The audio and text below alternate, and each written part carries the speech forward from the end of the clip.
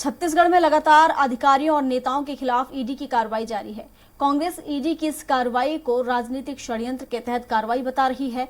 इसी मुद्दे को लेकर स्वराज संवाददाता दिलीप साहू ने कांग्रेस के राष्ट्रीय प्रवक्ता राधिका खेरा से खास मुलाकात की। देखिए, इसमें लगातार ईडी की कार्रवाई हो रही है। मुख्यमंत्री के ओएसडी, उनके राजनीतिक सलाहकार, उनके ऊपर भी लगातार कार्रवाई हुई। आज इसी मसले को लेकर एक बड़ा प्रेस कॉन्फ्रेंस भी हुआ, जिसमें राष्ट्रीय प्रवक्ता राधिका खेरा जी भी मौजूद रही।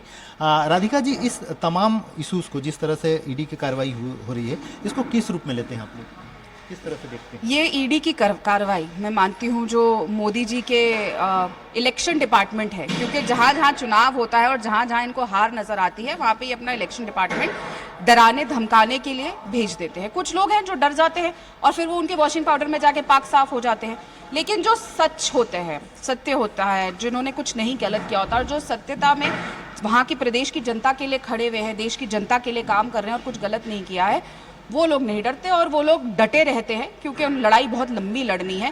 जैसा मैं मानती हूँ कि कांग्रेस पार्टी ना अंग्रेज़ों से डरी तो ये काले अंग्रेज़ों से क्या डरेगी।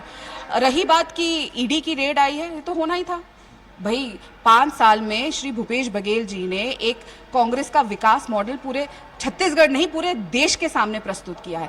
उससे हताश, निराश और डरना मोदी जी और शाह साहब का स्वाभाविक था। और जिस तरीके से वो तड़प रहे थे, पहले कर्नाटक में भी जब उनकी कमीशनखोरी की सरकार का पर्दाफाश किया गया था, उन्होंने वहां की जनता को, जब एक देश का गृह मंत्री जनता को ऐसे धमका रहा है कि यहाँ पे अगर आपने कांग्रेस को वोट दे दिया दंगे हो जाएंगे, तो आपको लगता है वो अपने सामने वाले जो मुख्यमंत्री हैं या उनके लोग हैं उनको नहीं धमकाएंगे?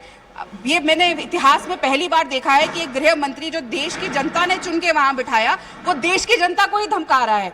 तो साउथ इंडिया ने तो जवाब दे दिया कि दक्षिण भारत भारतीय जनता पार्टी मुक्त हो चुका है। उसी तरीके से छत्तीसगढ़ भी भारतीय जनता पार्टी से मुक्त हो जाएगा। बिल्कुल, शुक्रिया। तो ये थी राष्ट्रीय प्रवक्ता राधिका खेरा जी। इन्होंने साफ तौर पर कहा है कि जो सेंट्रल एजेंसियां है, इसका राजनीतिक रूप से दुरुपयोग किया जा रहा है। बीजेपी इसकी अपनी फायदे के लिए इस्तेमाल कर रही है। अब आने वाले समय में देखना होगा कि इसका जवाब किस तरह से कांग्रेस देती है।